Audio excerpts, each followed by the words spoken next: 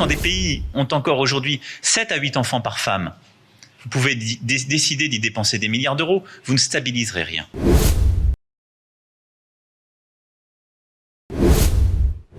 C'est que beaucoup de choses est concentrée sur le contrôle des naissances, la maîtrise de la fertilité, la fécondité. En réalité, même les pays d'Afrique qui ont très peu d'enfants, la Tunisie a le même nombre d'enfants que ce que l'INSEE vient d'expliquer de la France d'aujourd'hui, 1,7 enfants, c'est-à-dire c'est quelque chose qui ne permet pas le renouvellement de la population tunisienne.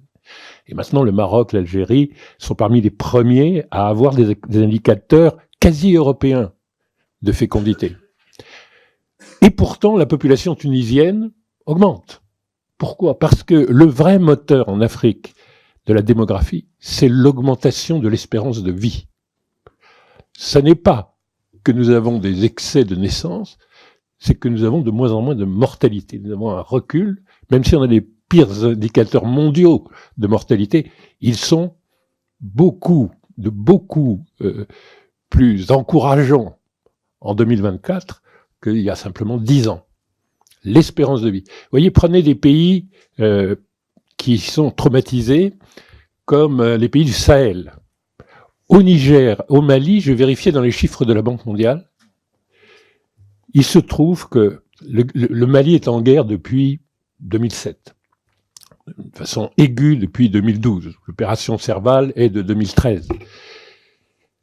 Le Mali, dans les 10 dernières années, a gagné 10 ans d'espérance de vie. Ce que ça veut dire quoi ? Ça veut dire que même des pays qu'on présente comme faillis et qui sont en guerre sont dans une situation dans laquelle il y a des progrès d'éducation, il y a des progrès d'autonomie des femmes, il y a des progrès de santé publique, il y a des progrès de ration nutritionnelle. Bref, le Mali, qui était à l'indépendance en 1960, un pays où il y avait 28 ans d'espérance de vie à la naissance, est aujourd'hui un pays où on est autour de 62 ans d'espérance de vie.